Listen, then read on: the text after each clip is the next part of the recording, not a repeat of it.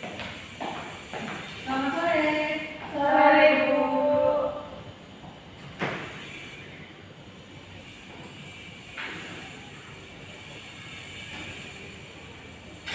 Sudah siap mulai pelajaran semuanya? Iya, Bu. Kalau ngapainnya diletakkan dulu.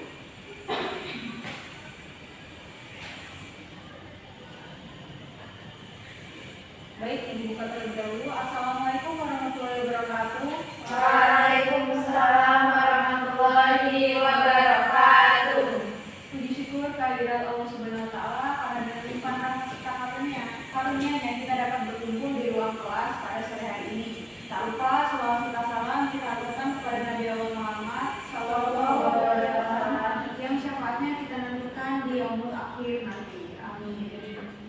Anak-anak, sebelum mulai pembelajaran, Ibu akan mengisi presensi kalian terlebih dahulu ya. Baik, Bu. Nadia Putri Fatimah, Hadir, Bu. Suci Nurul Fatimah, Hadir, Bu. Dola Askani, Hadir, Bu. Laila Fitriana, Hadir, Bu. Anik Ulfa. Hadir, Bu. Baik, hari ini hadir semua.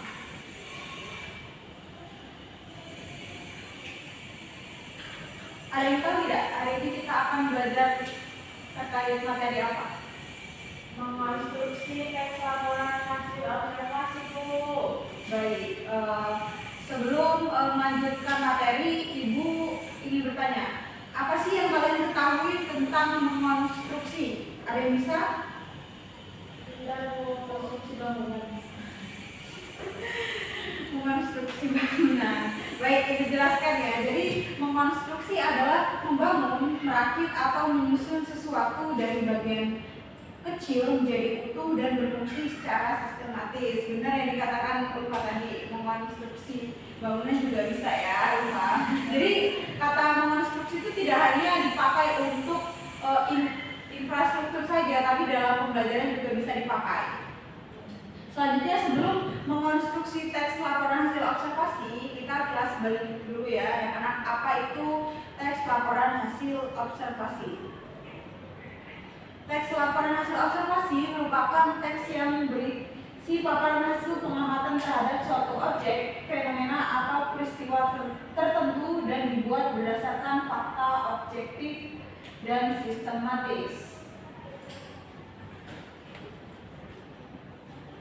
Selanjutnya, struktur teks laporan hasil observasi. Dalam struktur teks laporan hasil observasi ada 3 macam, yaitu pernyataan umum, kedua deskripsi bagian, dan yang ketiga kesimpulan. Pada pernyataan umum merupakan klasifikasi, berisi informasi umum atau pengertian tentang objek yang diamati dan menjelaskan garis besar apa yang akan dilaporkan. Lalu yang kedua ada deskripsi bagian. Deskripsi bagian merupakan penyajian rincian tentang objek yang diamati dan menguraikan ciri-ciri, bagian-bagian atau aspek-aspek penting dari objek. Lalu yang ketiga, kesimpulan, berisi menyimpulkan hasil pengamatan dan menjelaskan manfaat atau kegunaan dari objek yang diamati. Jadi dalam struktur teks laporan hasil observasi ada 3 macam, yaitu pernyataan umum, yang kedua deskripsi bagian, dan yang ketiga kesimpulan. Ibu tanya kembali ya, apa saja tadi 3 struktur teks laporan hasil observasi? Ada yang bisa menjawab?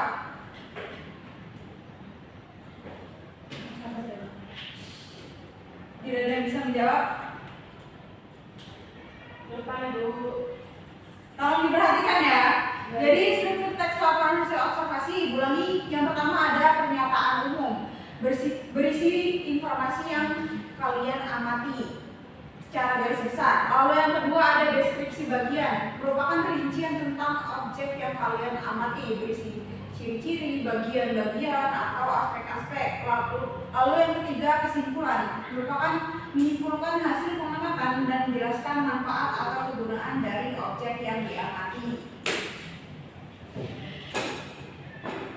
Suci, tolong menjelaskan kembali struktur teks laporan hasil observasi tadi ada apa saja? Ada pernyataan umum. Lalu? Ada deskripsi bagian. Lalu yang terakhir? Penutup atau apa sih? Kesimpulan. Udah bisa ulangi? Apa saja struktur teks laporan hasil observasi?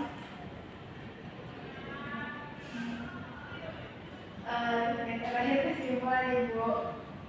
Hanya tahu kesimpulan saja? Bukan Ibu. Lela? Terakhir tidak kesimpulan Ibu. Ibu sedih sekali ya, tidak ada yang menyimak penjelasan Ibu. Ibu ulangi. Dalam struktur teks laporan hasil observasi ada 3 macam. Yang pertama pernyataan umum, berisikan informasi umum atau garis besar objek yang kita amati. Lalu yang kedua ada deskripsi bagian, berisikan rincian tentang objek yang kita amati, bisa berisi aspek-aspek, ciri-ciri, dan bagian-bagian. Lalu yang ketiga kesimpulan. Kesimpulan berisi hasil pengamatan dan manfaat atau kegunaan dari objek yang kita amati. Anikoka, Ya, Bu. bisa diulangi? Yang pertama ada pernyataan umum, kedua deskripsi bagian, ketiga ada kesimpulan. Suci Nurul, bisa diulangi kembali? Itu saya Ibu. Pertama pernyataan umum, kedua deskripsi bagian, yang terakhir kesimpulan. Nadia, apa tadi pernyataan umum? Pernyataan umum itu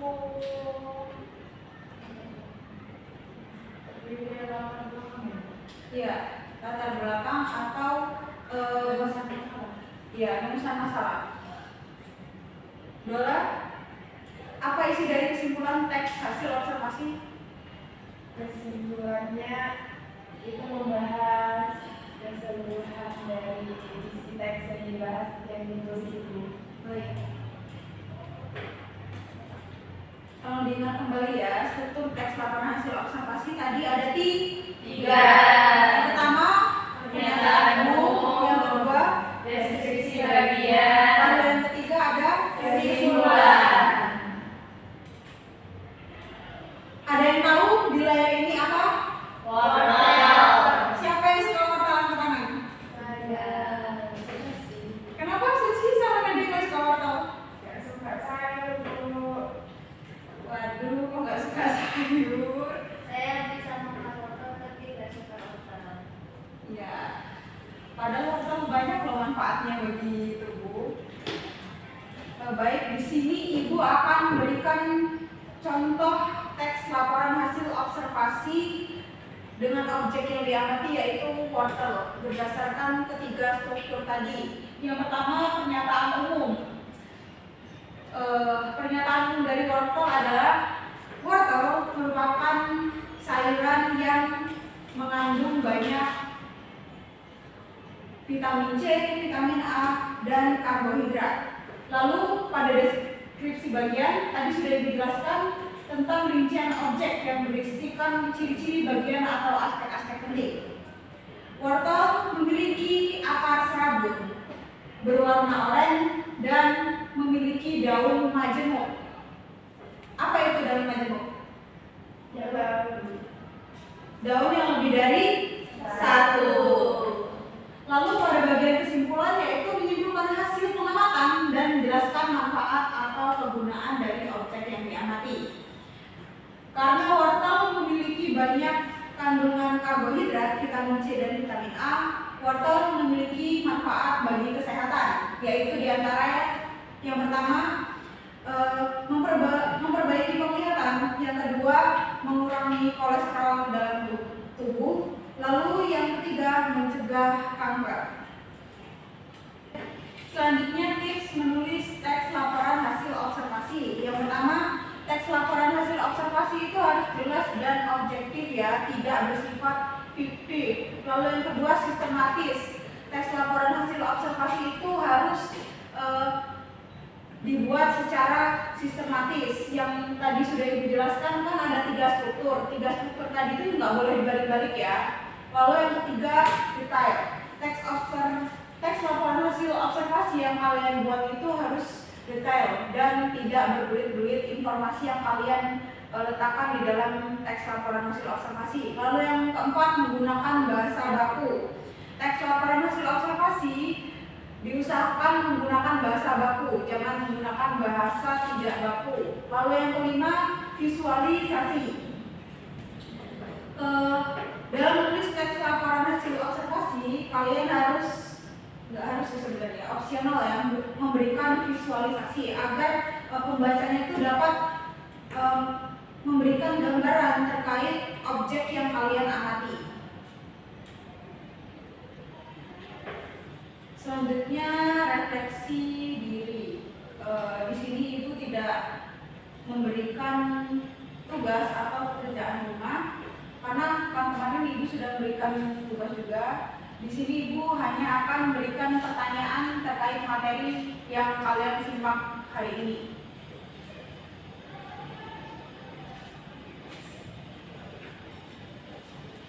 Nadia,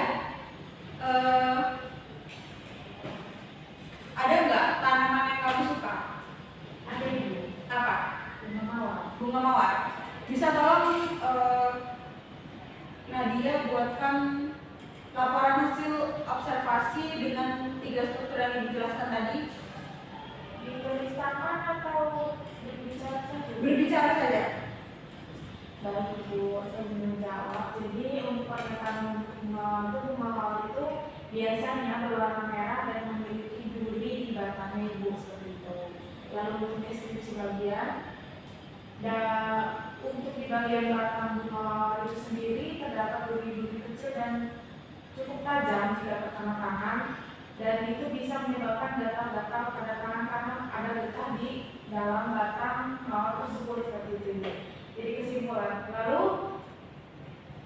di deskripsi bagian itu bunga mawar kan berwarna merah, tapi bunga mawar itu tidak hanya berwarna merah, ada yang warna putih, pink, dan lain sebagainya. Jadi kesimpulan itu bunga mawar merupakan bunga yang indah, namun berduri karena di batangnya terdapat duri yang banyak seperti itu. Baik, jawabannya dia sudah cukup baik ya dalam menjelaskan laporan hasil observasi. Berikan aplaus dulu untuk Nadia. Lalu pertanyaan selanjutnya untuk Suci. Suci, ada nggak sih benda yang memiliki banyak manfaat untuk Suci? Salah satunya? Pena. Pena. Tolong membuatkan laporan hasil observasi berdasarkan struktur yang sudah ibu jelaskan.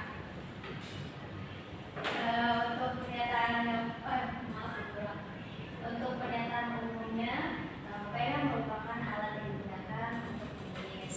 Untuk deskripsi bagiannya, pena tersebut berisi tinta hitam yang dengan mata runcing di ujung bagiannya dan digunakan untuk menulis apapun. Bisa juga digunakan untuk menggambar. Untuk kesimpulannya adalah jadi pena merupakan benda yang multifungsi karena bisa digunakan untuk menggambar dan juga menulis hal-hal yang penting. Baik, bagus. Anikumpa, Iya bu. buatkan saya pernyataan umum terkait ayam. Ayam. Ayam adalah hewan unggas yang bisa bertelur, yang berkembang biak dengan cara bertelur. Baik, adalah berikan ibu contoh deskripsi bagian terkait tas sekolah yang kamu bawa. Tas sekolah pada umumnya yang saya gunakan itu berisikan laptop, buku-buku, dan segala alat tulis yang saya gunakan untuk sekolah ini. Baik, sudah cukup bagus. Laila, berikan saya contoh kesimpulan terkait sepatu yang Anda pakai saat ini. Sepatu menyembuhkan untuk melindungi kaki dari tanah, dari kotoran-kotoran, kemudian bisa memperindah kita dalam berpakaian. Baik, bagus. Tepuk tangan untuk kita semua. Sepertinya anak-anak sudah sangat paham ya terkait struktur dan kebahasaan teks laporan hasil observasi. Karena ibu tidak memberikan pekerjaan rumah dan jam pelajaran sudah selesai, kita akhiri saja ya pertemuan pada pekan ini. Ketua kelas silakan memimpin doa. Baik ibu, duduk siap, berdoa mulai. Berdoa selesai. Baik, Ibu akhiri. Wassalam kan? Baik, Ibu akhiri. Wassalamualaikum warahmatullahi wabarakatuh. Waalaikumsalam warahmatullahi wabarakatuh. Terima kasih Ibu. Terima kasih. Sampahnya ya, jangan lupa dibuang. Baik Ibu. Selamat siang, saya Nadia Putri Fatimah sebagai observan lisan dari calon guru Intan Hestiwira dengan NPM 2213041102. Di sini saya akan mengobservasi keterampilan 8 yaitu keterampilan kelompok kecil dan individual. Untuk keterampilan mengajar kelompok kecil dan individual, calon guru Intan Hestiwira sudah menunjukkan kehangatan, menunjukkan kepekaan, mendengarkan, merespon, membangun hubungan saling mengerti, mendukung dan menangani emosi siswa atau mengendalikan situasi sudah cukup baik. Lalu yang kedua, menerapkan tujuan, merencanakan kegiatan, memberikan nasihat sudah cukup baik. Lalu apakah terdapat rencana yang memadai? Penyediaan alat sudah cukup baik, penyediaan sumber sudah cukup baik. Apakah cara pendekatan guru menyenangkan sudah cukup baik, menantang siswa untuk berpikir sudah cukup baik, mendorong siswa untuk mengemukakan pendapat dan mendorong siswa untuk menyelesaikan tugasnya sudah cukup baik. Sekian, terima kasih.